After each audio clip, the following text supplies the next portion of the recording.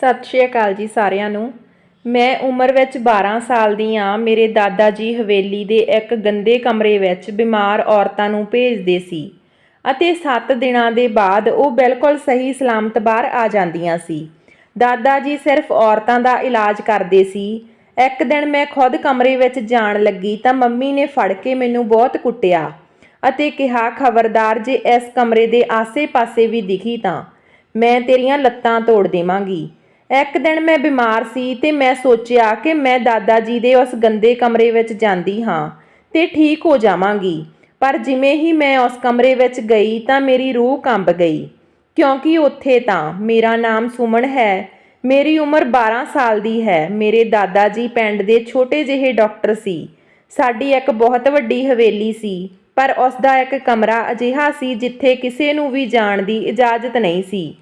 ਮੇਰੀ ਉਮਰ ਉਸ ਸਮੇਂ ਘੱਟ ਸੀ, ਇਸ ਲਈ ਮੇਰੇ ਦਿਲ ਵਿੱਚ ਹਮੇਸ਼ਾ ਇਹ ਜਾਣਨ ਦੀ ਇੱਛਾ ਰਹਿੰਦੀ ਸੀ ਕਿ ਆਖਿਰ ਇਸ ਕਮਰੇ ਵਿੱਚ ਕੀ ਹੁੰਦਾ।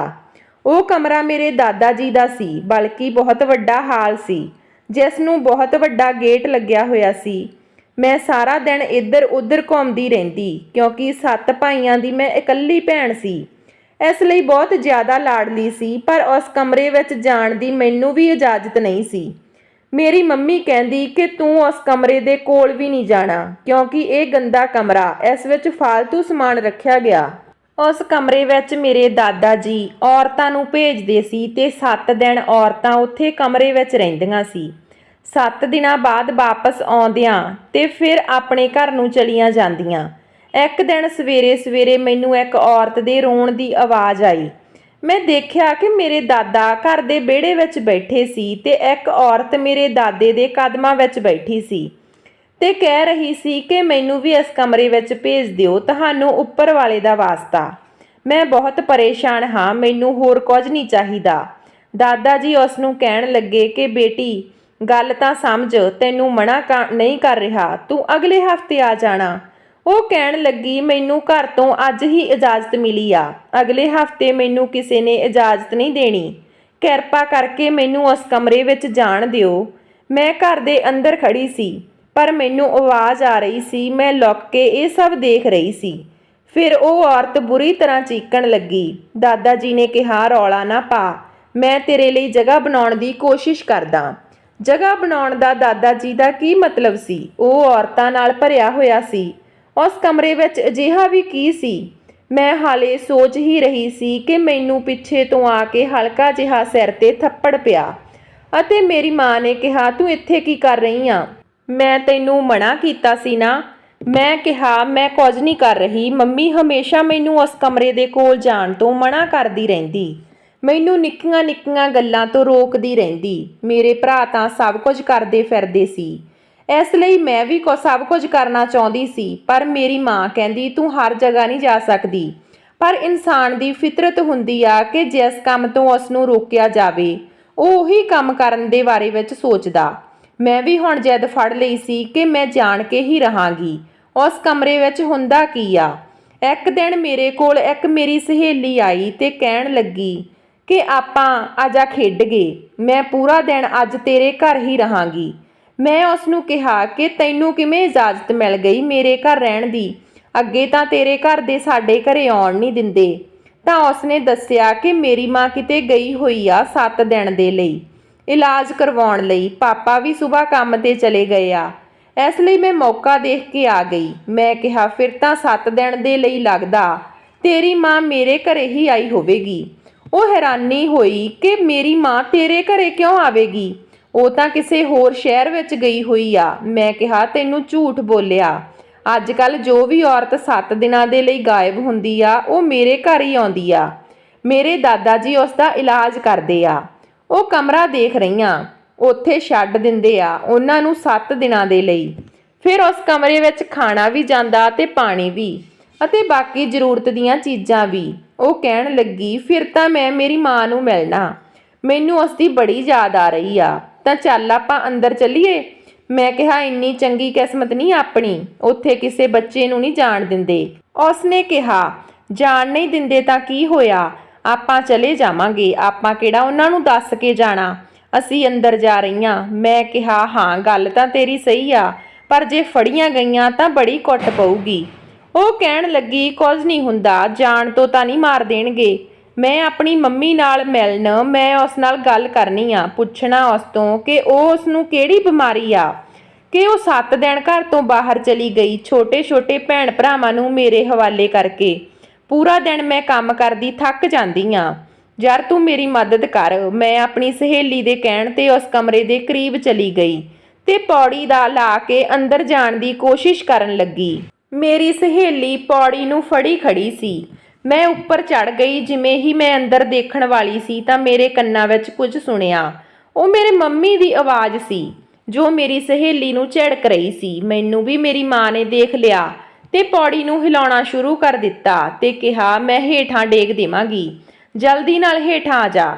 ਮੈਂ ਜਲਦੀ ਨਾਲ ਹੇਠਾਂ ਆ ਗਈ। ਮੈਨੂੰ ਪਤਾ ਸੀ ਕਿ ਹੁਣ ਮੇਰੀ ਚੰਗੀ ਕੁੱਟ ਪਵੇਗੀ ਅਤੇ ਉਹੀ ਹੋਇਆ। ਮੰਮੀ ਨੇ ਮੈਨੂੰ ਮਾਰਨਾ ਸ਼ੁਰੂ ਕਰ ਦਿੱਤਾ। ਮੇਰੀ ਸਹੇਲੀ ਨੂੰ ਘਰੋਂ ਭਜਾ ਦਿੱਤਾ। ਸ਼ਾਮ ਨੂੰ ਪਾਪਾ ਨੂੰ ਵੀ ਇਹ ਗੱਲ ਦੱਸੀ ਤਾਂ ਪਾਪਾ ਨੇ ਵੀ ਮੈਨੂੰ ਝਿੜਕਿਆ। ਜਦਕਿ ਅੱਜ ਤੱਕ ਮੰਮੀ ਪਾਪਾ ਨੂੰ ਸ਼ਿਕਾਇਤ ਕਰਦੀ ਤਾਂ ਪਾਪਾ ਇਹ ਕਹਿੰਦੇ ਸੀ ਕਿ ਮੇਰੀ ਲਾਡਲੀ ਬੇਟੀ ਆ, ਇਸ ਨੂੰ ਕੁਝ ਨਾ ਕਹੋ। ਪਰ ਅੱਜ ਮੈਨੂੰ ਪਾਪਾ ਨੇ ਬਹੁਤ ਘੂਰਿਆ ਤੇ ਕਿਹਾ, ਅੱਗੇ ਤੋਂ ਉਸ ਕਮਰੇ ਦੇ ਕੋਲ ਵੀ ਨਹੀਂ ਜਾਣਾ। ਜਿਵੇਂ ਮੈਨੂੰ ਤੇਰੇ ਮਾਂ-ਬਾਪ ਮਨਾ ਕਰ ਰਹੇ ਸੀ, ਓਨਾ ਹੀ ਮੇਰੇ ਅੰਦਰ ਗੁੱਸਾ ਵੱਧਦਾ ਜਾ ਰਿਹਾ ਸੀ।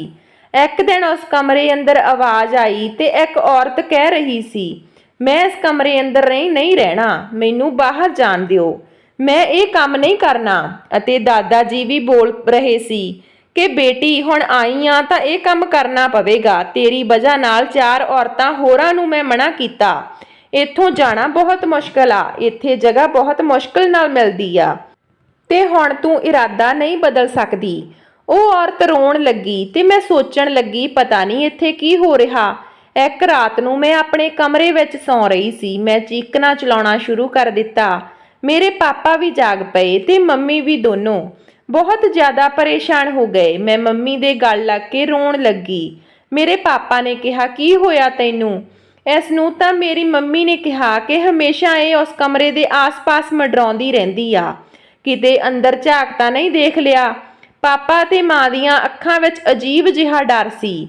ਪਾਪਾ ਨੇ ਕਿਹਾ ਕਿ ਜੇ ਅਜਿਹਾ ਹੋਇਆ ਤਾਂ ਇਹ ਸਾਰੀ ਜ਼ਿੰਦਗੀ ਡਰਦੀ ਰਹੇਗੀ।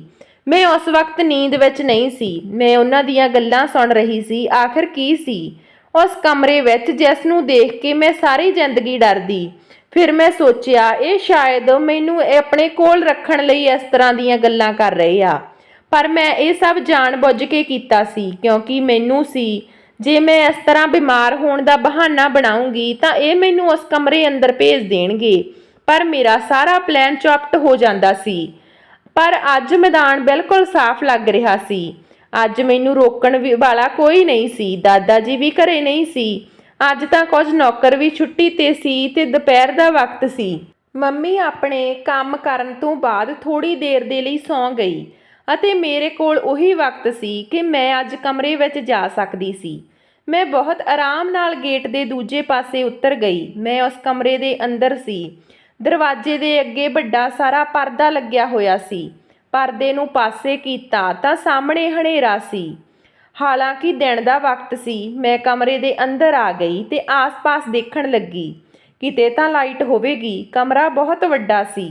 ਇੰਨੇ ਵੱਡੇ ਕਮਰੇ ਦੇ ਹਿਸਾਬ ਨਾਲ 4 ਕਮਰੇ ਬਣਾਏ ਜਾ ਸਕਦੇ ਸੀ। ਉਸ ਨੂੰ ਕਮਰਾ ਨਹੀਂ ਕਹਿਣਾ ਚਾਹੀਦਾ, ਉਸ ਨੂੰ ਤਬੇਲਾ ਕਹਿਣਾ ਚਾਹੀਦਾ ਸੀ। ਅਤੇ ਇੰਨੀ ਗੰਦੀ ਬਦਬੂ ਆ ਰਹੀ ਸੀ ਉਸ ਕਮਰੇ ਵਿੱਚੋਂ। ਮੈਂ ਹੈਰਾਨ ਰਹਿ ਗਈ। ਮੈਂ ਆਪਣੇ ਨੱਕ ਤੇ ਹੱਥ ਰੱਖ ਲਿਆ। ਜਲਦੀ ਲਾਈਟ ਵਾਲੀ ਸਵਿੱਚ ਲੱਭਣ ਲੱਗੀ। 2 ਤੋਂ 4 ਬਟਨ ਦਬਾਏ ਤਾਂ ਅਚਾਨਕ ਕਮਰੇ ਵਿੱਚ ਰੌਸ਼ਨੀ ਫੈਲ ਗਈ। ਮੈਂ ਜਿਵੇਂ ਹੀ ਲਾਈਟ ਔਨ ਕੀਤੀ ਤਾਂ ਮੇਰੀ ਰੂਹ ਕੰਬ ਗਈ ਤੇ ਹੱਥ ਪੈਰ ਕੰਬਣ ਲੱਗੇ, ਕਿਉਂਕਿ ਜੋ ਮੰਜ਼ਰ ਮੈਂ ਆਪਣੀਆਂ ਅੱਖਾਂ ਨਾਲ ਦੇਖ ਰਹੀ ਸੀ ਉਹ 12 ਸਾਲ ਦੀ ਬੱਚੀ ਦੇ ਲਈ ਬਹੁਤ ਹੀ ਅਜੀਬ ਅਤੇ ਖੌਫਨਾਕ ਮੰਜ਼ਰ ਸੀ। ਕਿਉਂਕਿ ਉੱਥੇ ਬਹੁਤ ਸਾਰੇ ਜਾਨਵਰ ਪਏ ਹੋਏ ਸੀ ਤੇ ਉਹਨਾਂ ਦੇ ਸਿਰ ਔਰਤਾਂ ਦੇ ਸੀ। ਉਹ ਸਾਰੀਆਂ ਇਕੱਠੀਆਂ ਬੋਲਣ ਲੱਗੀਆਂ ਕਿ ਡਰ ਨਾ, ਉਰੇ ਆ ਜਾ। ਮੈਂ ਇਹ ਸਭ ਦੇਖ ਕੇ ਬੇਹੋਸ਼ ਹੋ ਗਈ। ਜਦੋਂ ਮੇਰੀ ਅੱਖ ਖੁੱਲੀ ਤਾਂ ਮੈਂ ਆਪਣੇ ਕਮਰੇ ਵਿੱਚ ਸੀ। ਮੇਰੀ ਮਾਂ ਮੇਰੇ ਸਿਰਹਾਣੇ ਬੈਠੀ ਰੋ ਰਹੀ ਸੀ ਤੇ ਬਾਪ ਦੇ ਨਾਲ ਲੜ ਰਹੀ ਸੀ। ਕਹਿ ਰਹੀ ਸੀ, ਕੀ ਕਰਦੇ ਰਹਿੰਦੇ ਤੇਰੇ ਬਾਪ? ਉਹ ਜ਼ਮਾਨੇ ਚਲੇ ਗਏ। ਹੁਣ ਕੌਣ ਅਜਿਹਾ ਕੰਮ ਕਰਾਉਂਦਾ? ਦੂਜਿਆਂ ਨੂੰ ਵੀ ਤੰਗ ਕਰਦੇ ਤੇ ਘਰ ਵਿੱਚ ਇਸ ਤਰ੍ਹਾਂ ਦੀਆਂ ਚੀਜ਼ਾਂ ਰੱਖ ਕੇ। ਬੱਚਿਆਂ ਦਾ ਧਿਆਨ ਤਾਂ ਜਾਵੇਗਾ ਹੀ। ਜਿੱਥੋਂ ਆਪਾਂ ਰੋਕਾਂਗੇ, ਇਸ ਵਿਚਾਰੀ ਨੂੰ, ਨੰਨੀ ਜਿਹੀ ਬੱਚੀ ਦਾ ਕੀ ਕਸੂਰ ਆ? ਮੇਰੀ ਬੇਟੀ ਕਿੰਨਾ ਡਰ ਗਈ। ਜੇ ਉਸਦੇ ਡਰ ਦੇ ਮਾਰੇ ਪਈ ਪਈ ਮਰ ਜਾਂਦੀ ਤਾਂ ਕੀ ਕਰਦੇ ਆਪਾਂ? ਬਾਬਾ ਨੂੰ ਮਨਾ ਕਰ, ਹੁਣ ਇਹ ਪੁਰਾਣੇ ਤਰੀਕੇ ਛੱਡ ਦੇਵੇ। ਇਸ ਨਾਲ ਬੱਚਿਆਂ ਤੇ ਕੀ ਅਸਰ ਪਵੇਗਾ? ਤਾਂ ਮੇਰੇ ਪਾਪਾ ਨੇ ਕਿਹਾ ਕਿ ਇਹ ਚੰਗੀ ਭਲੀ ਵੱਡੀ ਹੋ ਗਈ, ਹੋਰ 3 ਸਾਲਾਂ ਤੱਕ ਇਹ ਜਵਾਨ ਹੋ ਜਾਵੇਗੀ। ਮੈਂ ਉੱਠੀ ਤੇ ਫਿਰ ਰੋਣਾ ਸ਼ੁਰੂ ਕਰ ਦਿੱਤਾ ਤੇ ਕਿਹਾ, ਉੱਥੇ ਗਾਵਾਂ ਸੀ, ਉਹ ਉੱਥੇ ਕੀ ਕਰ ਰਹੀਆਂ ਸੀ? ਮੈਂ ਡਰ ਦੇ ਮਾਰੇ ਮੇਰਾ ਬੁਰਾ ਹਾਲ ਸੀ। ਇੱਕ ਦਿਨ ਮੇਰੇ ਦਾਦਾ ਅਤੇ ਮੇਰੀ ਮਾਂ ਬਾਪ ਦੋਨੋਂ ਮੇਰੇ ਕੋਲ ਬੈਠੇ ਅਤੇ ਮੇਰੇ ਦਾਦੇ ਨੇ ਕਿਹਾ ਕਿ ਬੇਟਾ, ਤੂੰ ਜਿਸ ਚੀਜ਼ ਤੋਂ ਡਰਦੀ ਆ, ਅਸੀਂ ਤੈਨੂੰ ਉਸ ਦੇ ਬਾਰੇ ਦੱਸਦੇ ਹਾਂ। ਇਸ ਲਈ ਤੈਨੂੰ ਉਸ ਕਮਰੇ ਵਿੱਚ ਜਾਣ ਨਹੀਂ ਦਿੰਦੇ ਸੀ ਕਿ ਕਿਤੇ ਤੂੰ ਡਰ ਨਾ ਜਾਵੇਂ। ਫਿਰ ਦੇਖ, ਤੇਰੇ ਨਾਲ ਉਹੀ ਹੋਇਆ। ਮੇਰੇ ਦਾਦੇ ਨੇ ਕਿਹਾ ਕਿ ਉਹ ਇੱਕ ਪੁਰਾਣੀ ਪਰੰਪਰਾ ਹੈ। ਜੋ ਤੂੰ ਦੇਖਿਆ ਉਹ ਇੱਕ ਤਰੀਕਾ ਹੈ ਇਲਾਜ ਦਾ। ਉੱਥੇ ਕੋਈ ਗਾਂ ਨਹੀਂ ਸੀ, ਉੱਥੇ ਸਾਰੀਆਂ ਦੀਆਂ ਸਾਰੀਆਂ ਔਰਤਾਂ ਹੀ ਸੀ। ਦਰਅਸਲ ਇਹ ਤਰੀਕਾ ਹੈ ਇਲਾਜ ਦਾ, ਜਿਸ ਨੂੰ ਕੋਈ ਵੀ ਜ਼ਿਆਦਾ ਬਿਮਾਰੀ ਹੋਵੇ, ਜਿਸ ਨੂੰ ਉਹ ਸਾਲਾਂ ਤੋਂ ਇਲਾਜ ਕਰਵਾ ਰਿਹਾ ਹੋਵੇ ਪਰ ਉਹ ਠੀਕ ਨਾ ਹੁੰਦਾ ਹੋਵੇ, ਤਾਂ 7 ਦਿਨਾਂ ਦੇ ਲਈ ਉਸ ਨੂੰ ਵੱਡੇ ਜਾਨਵਰ ਦੀ ਖੱਲ ਵਿੱਚ ਪੂਰੀ ਤਰ੍ਹਾਂ ਆਪਣੇ ਆਪ ਨੂੰ ਲਪੇਟ ਕੇ ਰੱਖਣਾ ਹੁੰਦਾ।